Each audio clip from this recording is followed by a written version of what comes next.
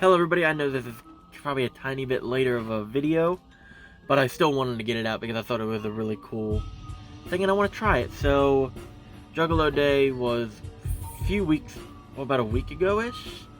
Maybe a week and a half ago. It was February 17th and then the 18th and 19th, I believe. It was the two shows.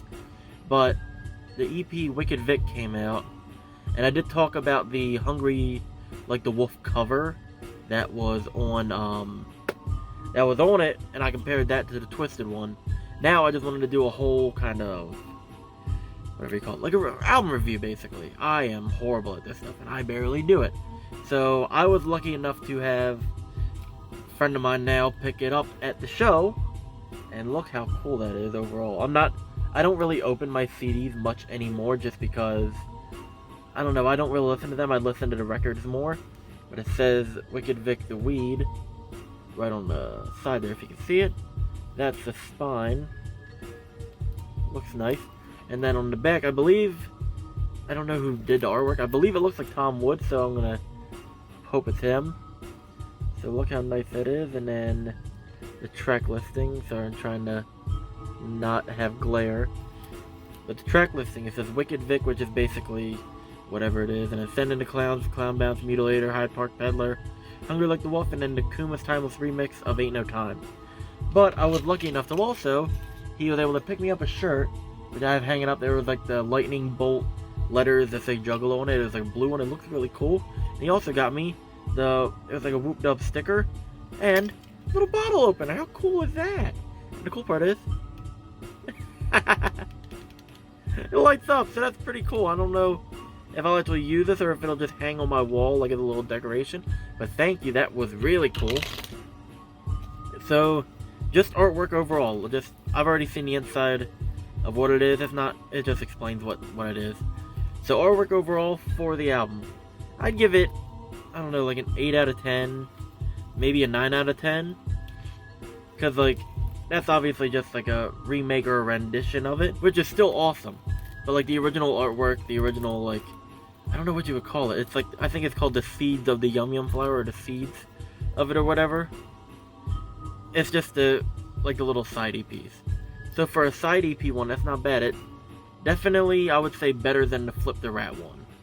Because that one, I don't know, it was okay. But I think it could have used a bit more. This one, you at least have a full body. I like his little goatee and his little hair. That makes it look really funny. And just, it's a nice layout. But I think it could have been a bit more. I don't know. So just going over the songs now. The songs are important, obviously. The 7 tracks the whole way through, that's good, because there's going to be 3 EPs by the time this is done. This one, the one that's coming out at The Gathering, and then I believe the other one's coming out of Hallow Wicked this year. I could be wrong about the last one, but I don't know. So Wicked Vic, that's just kind of like an intro. It just says his name over and over and over. I think there's another thing they say in there, but I don't remember, because it's about 2 minutes long. So it's a good introduction track. I think it could have been about a minute, and that would have been perfectly fine with me, but I'm not complaining. Like, I'm not gonna be mad about it. The Send in the Clowns, I think that was a good one. Not my favorite on the album. I just think it's a bit slower paced to be like the second song on the EP, or like the first actual song that's not an introduction. I think it could have been switched with the next one, Clown Bounce. I feel like that was a more like funnier, like an upbeat kind of one. And I like the chorus. It's kind of like annoying at first, but it does grow on you. It's like bounce, bounce, bounce. I don't know, I just thought it was funny. So one of my favorite tracks on it, Mutilator, that's a really cool one. It's one of my favorites, because it does have like that rock element in it. And I know that I say it kind of like stupidly, but it does. Like the whole entire chorus was just hard hitting. I would say like the verses are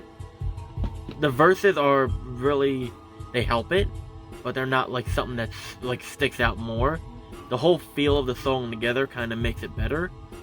But I would say if the chorus was not as hard hitting as it is, it would kind of like fall lower on my list of favorites. Which is fine, it's cool. I treat these more as like novelties. Like it's more like, oh, they're fun EPs rather than a solid full album. Hyde Park Peddler is one of the funny ones. It's basically like a serial killer on a bike, which I thought was pretty hilarious. And it definitely has like a more like carnival feel to it versus like their previous works on EPs or whatever.